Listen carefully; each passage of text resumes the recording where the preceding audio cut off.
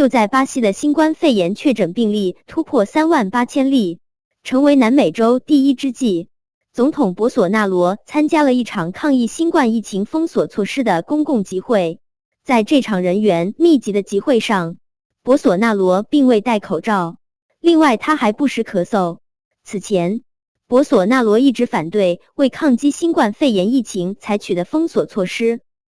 此外，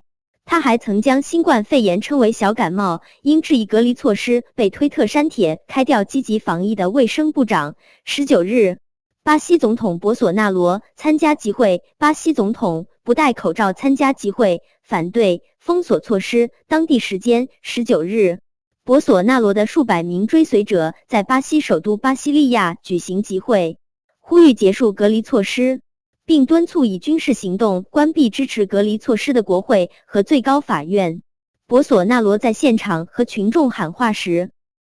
反对地方政府采取的封锁措施，强调自己不会对任何意见妥协，但他不仅没戴口罩，还多次咳嗽。据报道，在处理新冠肺炎问题上，巴西中央和地方政府有着不同的处理方针。巴西总统博索纳罗不愿意实施严厉限制，但在一些疫情严重的地区，州和地方政府已经关闭学校，并停止了除维持基本日常生活之外的所有商业活动，甚至派警察和消防员上街巡逻，监督民众是否无故外出。在过去的几周内，由于博索纳罗拒绝采用医学专家和科学家的建议抗议，也与州长频频因封锁措施产生冲突，因此他已在政治上越发孤立。巴西总统博索纳罗19日参加集会，向支持者喊话。法新社不过，也有博索纳罗的支持者在集会上表示，人们不能因饥饿而死。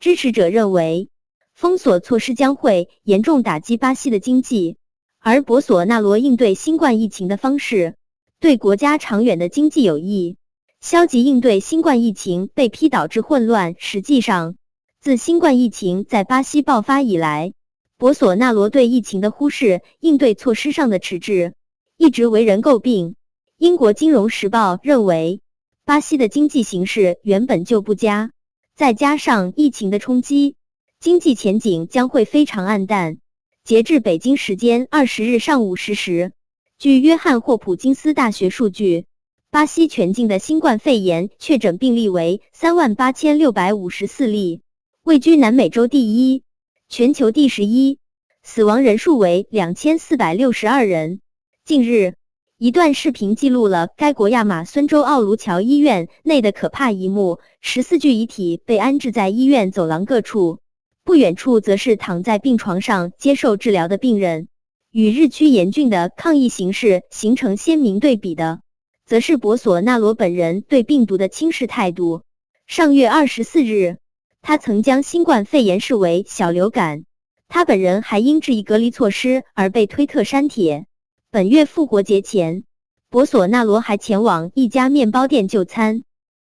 与支持者合影。次日，他在接受记者采访时表示，没人能阻拦他出行的权利。不过，就在12日，时任卫生部长的路易斯·曼德塔就质疑了总统的行为。你看到人们去面包店、超市，这显然是错误的。结果16日，一直以来都积极呼吁防疫的曼德塔被博索纳罗开了。巴西总统博索纳罗左与被解职的卫生部长曼德塔在介绍新任部长的记者会上，博索纳罗强调企业复工的重要性，以确保经济不会变得更糟。但巴西民意调查显示，大多数民众都赞同封锁措施。